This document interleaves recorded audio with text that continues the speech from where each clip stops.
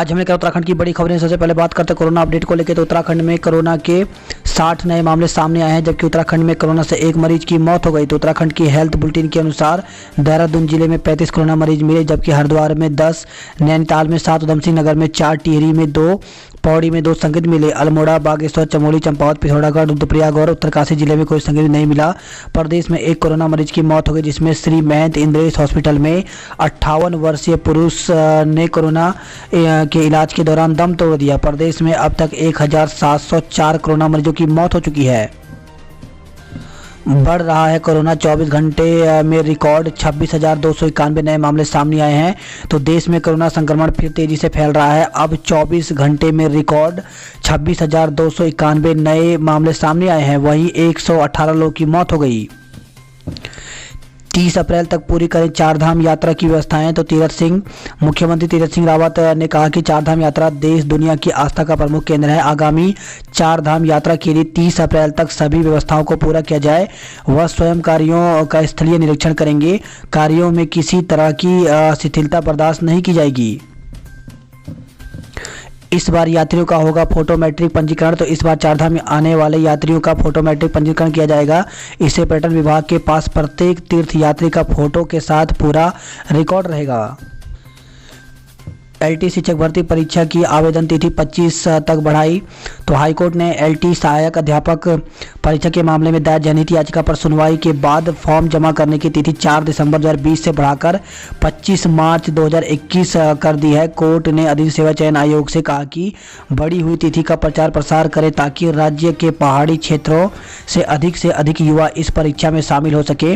मुख्य न्यायाधीश RS चौहान एवं न्यायमूर्ति आलोक कुमार वर्मा की खंडपीठ के समक्ष मामले की सुनवाई हुई। देहरादून निवासी रविंद्र जुगरान ने हाईकोर्ट में जनहित याचिका दायर कर कहा था कि एलटी ग्रेड में सहायक अध्यापकों के पदों पर नियुक्तियों के लिए परीक्षा 2021 अप्रैल में होनी है। परीक्षा के लिए सरकार ने केंद्रीय शिक्षक पात्रता परीक्षा CTET का परिणाम 4 दिसंबर 2020 तक जारी करने की तिथि नियत की थी, जबकि जुलाई 2020 में प्रस्तावित केंद्रीय शिक्षक पात्रता परीक्षा जनवरी 2021 में कराई गई और इसका परिणाम फरवरी 2021 में घोषित हुआ। इस कारण उत्तराखंड के अधिकतर युवा परीक्षा नहीं दे पाए। पक्षों को सुनने के बाद हाईकोर्ट की खंडपीठ ने LT सहायक अध्यापक परीक्षा के लिए फॉर्म जमा करने की तिथि 25 मार्च 2021 तक कर दी है। हाईकोर्ट ने अधिक सेवा चयन आयोग को परीक्षा की बढ़ाई गई तिथि का प्रचार प्रसार करने को कहा है।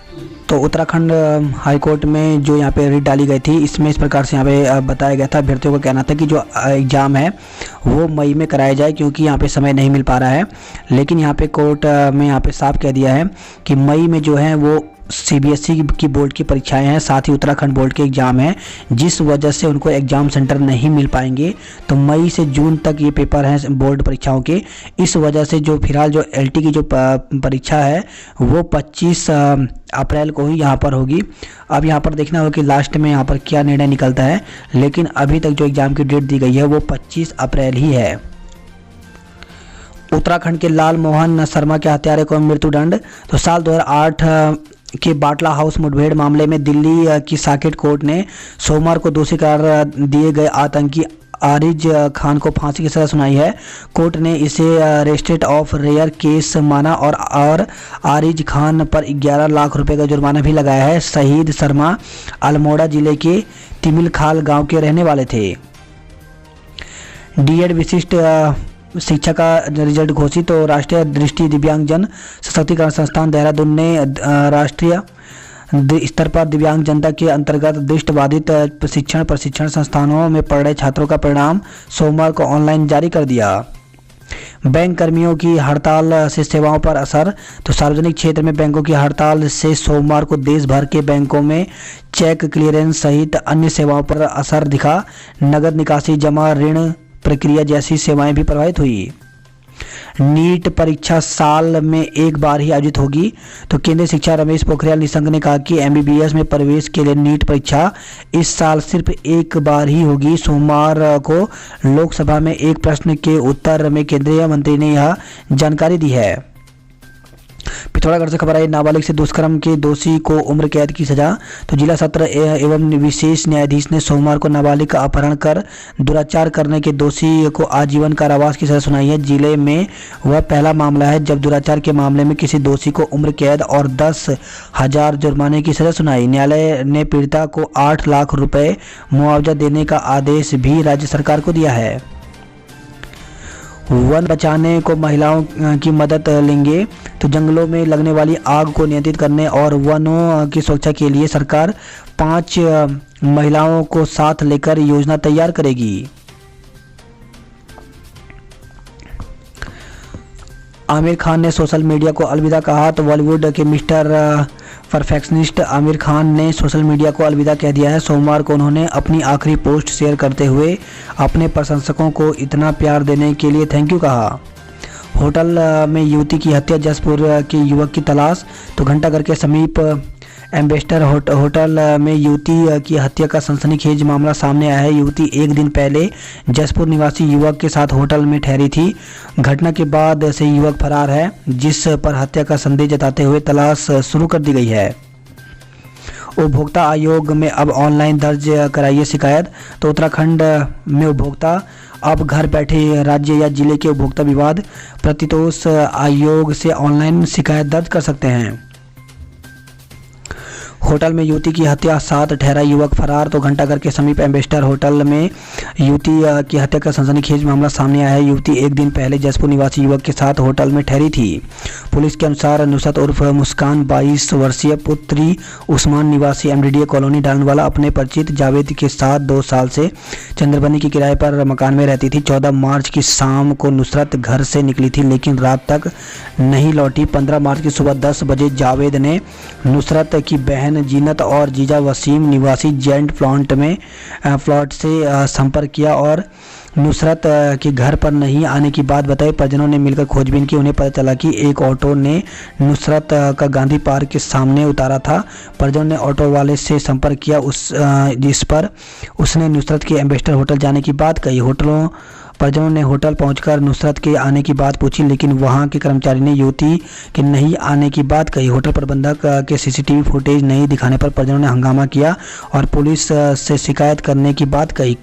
इस पर कमरा नंबर 321 में नुसरत के सुनील कुमार पुत्र गिरीश चंद निवासी जसपुर उधम सिंह नगर के साथ आने की पुष्टि हुई।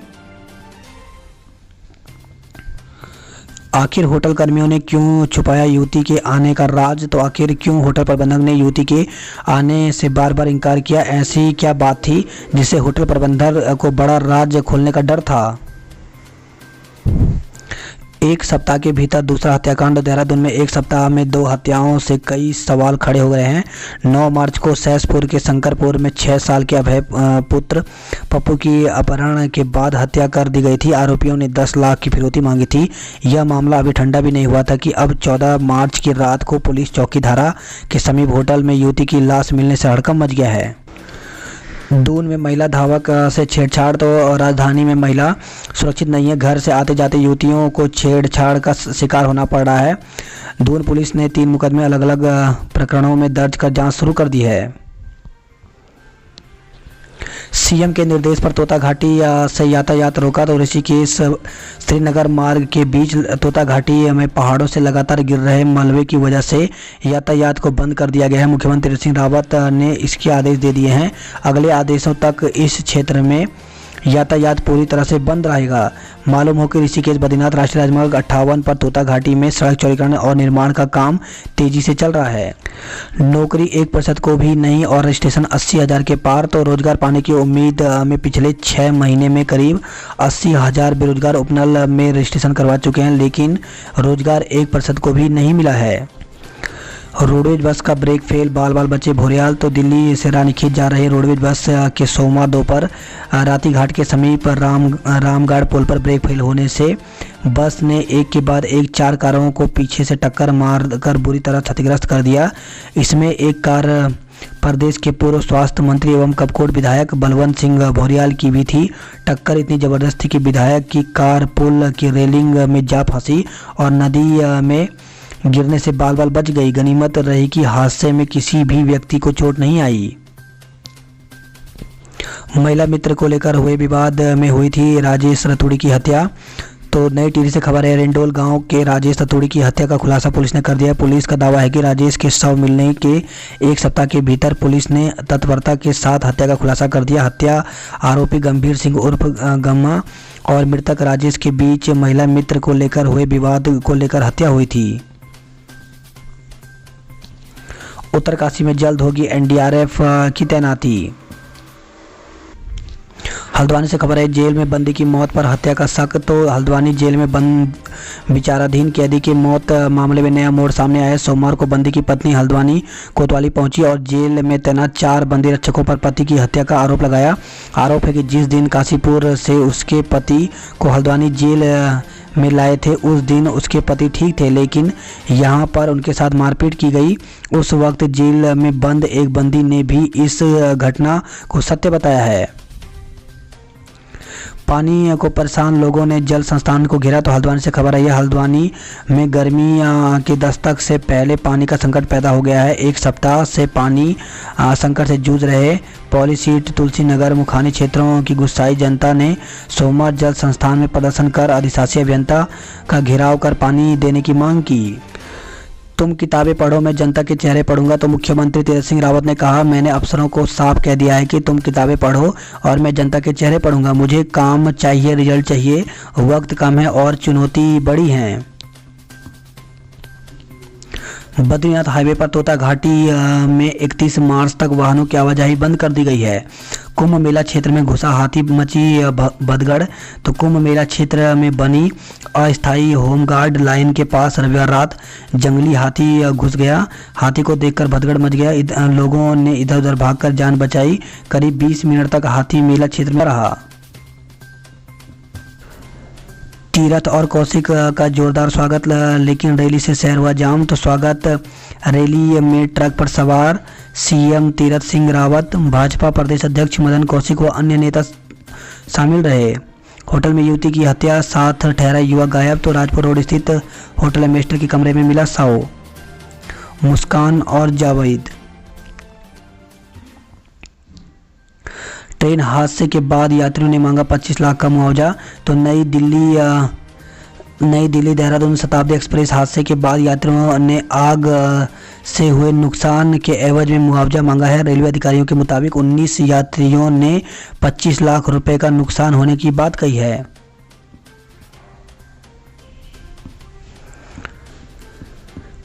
मजदूरों ने साइकिल रैली निकाल किया सचिवालय कूच। तो मलिन बस्तियों को हटाने के विरोध में जन हस्तक्षेप बैनर तले हजारों मजदूरों ने सोमवार को साइकिल रैली निकाल सचिवालय का कूच किया।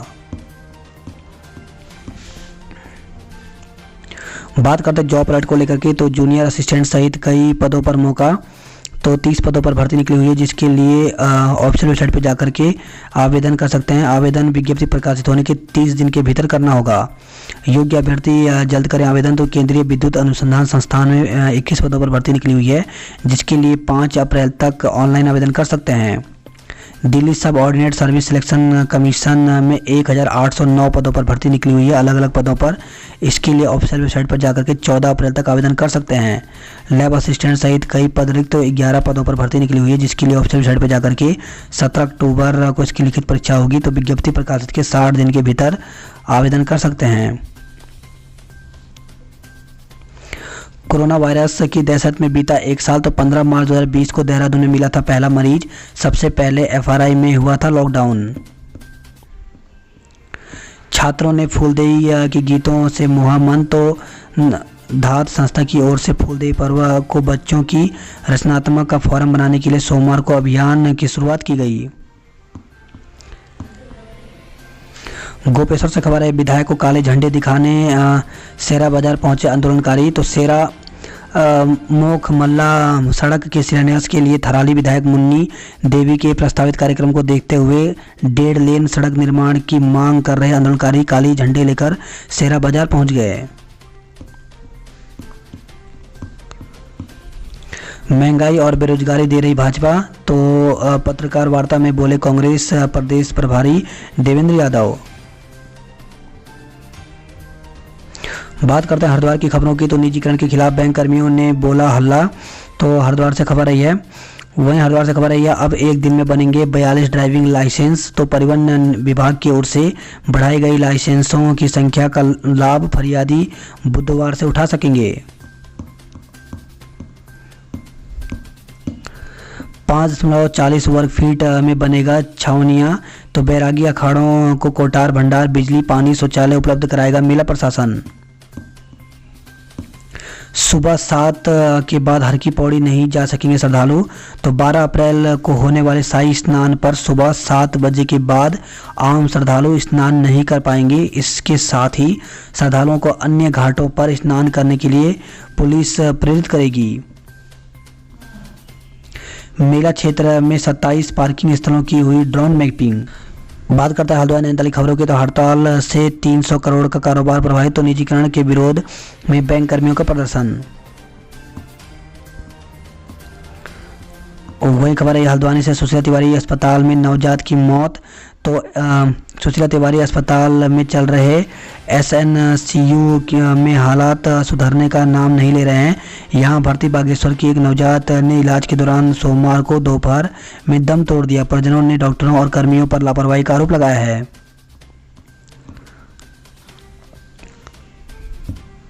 वही खबर है हल्द्वानी से 4 के खिलाफ धोखाधड़ी का केस। तो ठंडी सड़क में व्यवसायी ने बरेली में 4 लोगों के खिलाफ धोखाधड़ी का मुकदमा दर्ज किया है।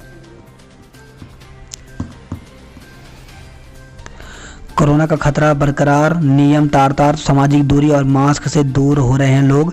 सार्वजनिक स्थानों पर नियमों का पालन करने में लापरवाही बरत रहे हैं।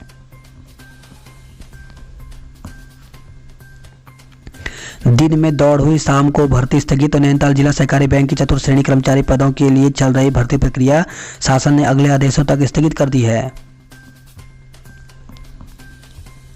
सीटें खाली फिर भी नहीं हो रहे दाखिले। तो MBPG कॉलेज में स्नातकोत्तर विषय में सीटें रिक्त होने के बावजूद सामान्य विद्यार्थियों के दाखिले नहीं किए जा रहे हैं। चमोली को हरा अल्मोड़ा चैंपियन। तो रामनगर में अखिल भारतीय वॉलीबॉल प्रतियोगिता जारी है। बात करते हैं कुमाऊं की खबरों की। तो कुमाऊं से खबर आई, अनिश्चितकालीन हड़ताल पर गए मनरेगा कर्मी। तो सरकार पर लगाया उपेक्षा करने का आरोप। CDO और BDO को ज्ञापन सौंपा है। फायर सीजन, एक माह में 4 जिलों में 65 बार जले जंगल।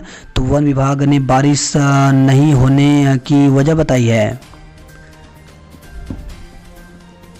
वहीं खबर है लोहाघाट चंपावत से टेंट हाउस में लाखों रुपए का सामान जला। तो मकान को भी नुकसान। तो SDM कोर्ट के समीप एक मकान में आग लगने से उसमें रखा लाखों रुपए का टेंट का सामान जल गया। फायर ब्रिगेड और लोगों की कड़ी मशक्कत के बाद आग पर काबू पाया गया। टनकपुर से खबर आई है, नाली फुटपाथ से हटाया अतिक्रमण। विद्युत ट्रेन की रफ्तार 110 किलोमीटर प्रति घंटा। तो टनकपुर से खबर आई है, 13 मार्च को पूर्वोत्तर परिमंडल के CRS का निरीक्षण और स्पीड ट्रायल हो चुका है सफल परीक्षण। विधायक के PRO से अभद्रता का आरोप। तो विधायक के PRO सदगन कोठारी ने कहा कि उनसे पुलिस के साथ नहीं बल्कि पुलिस कर्मियों ने उनके साथ अभद्रता की है। महाकाली नदी में बही पोती का शव मिला। तो दादी की तलाश जारी है। सीमू गांव की दादी पोती रविवार को नदी में बह गए थे।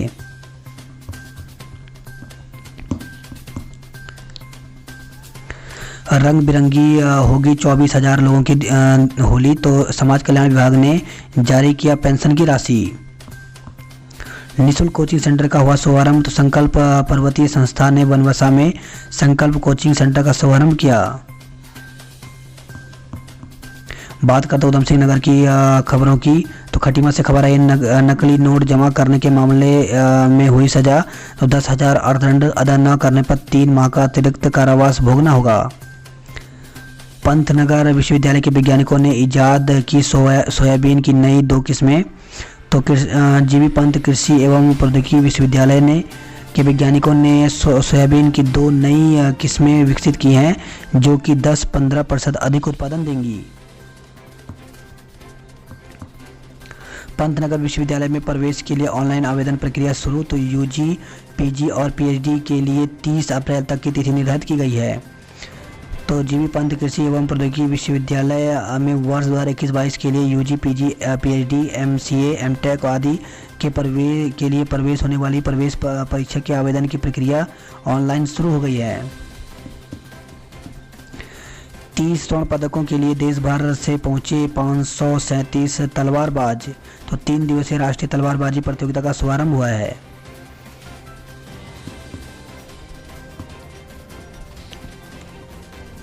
वहीं खबर है बिलासपुर से कार की टक्कर में बाइक सवार 2 युवक घायल हो गए।